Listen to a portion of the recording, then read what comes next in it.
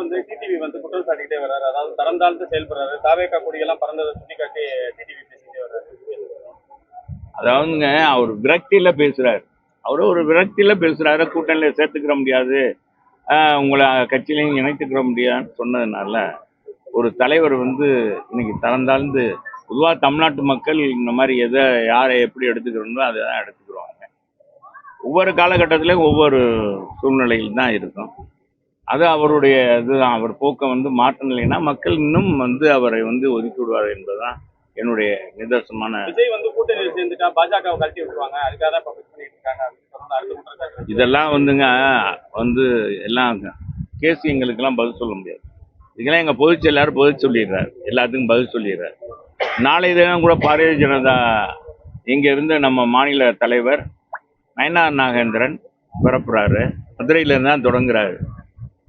மீனாட்சி பட்டணத்திலிருந்து தன்னுடைய புரட்சி பயணத்தை தொடங்குகிறார். அந்த பயணத்துக்கு தொடங்கி வைக்கிறதுக்கு என்னையும் போக சொல்லியிருக்காங்க, அந்த இதில் கலந்துக்கிற சொல்லியிருக்காங்க. அதனால் நாங்கள் கலந்துக்கிறோம்.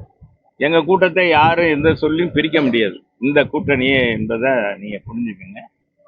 இது முழுக்க முழுக்க ஒப்பந்தம் ஏற்கனவே எல்லாம் முடிவு செய்யப்பட்டது. எங்கள் பொதுச் செயலாளர் அது முடிவு செய்யப்பட்டு எங்களை எல்லாம் பணியாற்ற சொல்லியிருக்காங்க. விஜய் விஜய் விஜய் அடுத்த ட்ராக்கு வாங்க, அது முடிச்சாச்சு. அடுத்த ட்ராக் வாங்க, அடுத்த ட்ராக் முடிஞ்சு போச்சு. விஜயுடைய தலைமை ஏற்றுக்கிற அளவுக்கு அதிமுக பலவீனம் ஆயிடுச்சுன்னு ஏங்க அவரவே போய் பேசுங்க. அது செல்லா காசை நீ விடுங்க. அதான் செல்லாத அவரை பேசலாம். அவரை வந்தது என்ன சொல்லுவாங்க, என்னமோ ஒரு நான் சின்ன பிள்ளையில படிச்சது 1வது 2வது படிச்சது, ஒரு பழம் கிடைக்கலன்னா சீச்சி இந்த பழம் புளிக்கின்ற மாதிரி அது சொல்றது இயற்கை. இதையெல்லாம் போய் நீ அவர் விமர்சி, இதை தவிர வேற ஏதாச்சும் பேசுறீங்களா? முன்னாள் முதல்வர் ஜெயலலிதா அம்மா இல்லாம உண்மையிலேயே அதிமுக தள்ளாடுறாங்க சார். அந்த மாதிரி ஒரு நிலை, அந்த நிலையே இல்லை. இப்ப பன்மடங்கு நல்லா ஆயிருச்சு, நல்லா சிறப்பா போயிட்டு இருக்கு பொதுச்செயலாளர் தலைமையில.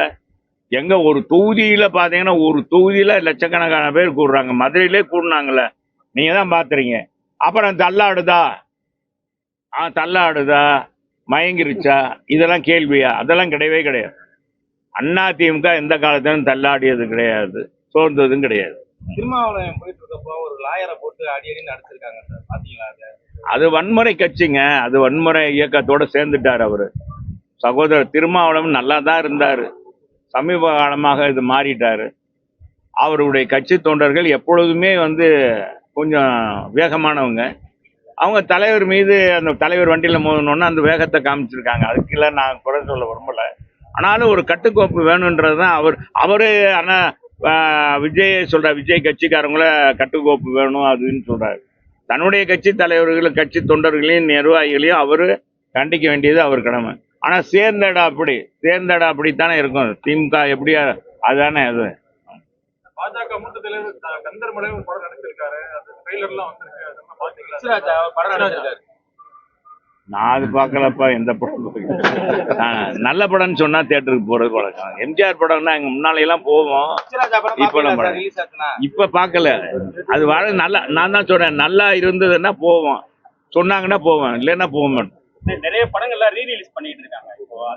அப்படின்னா இந்த நேரத்துல நல்லா இல்லைன்னா இப்ப எங்க படம் பாருங்க, எங்க தலைவர் நடிச்ச படம்.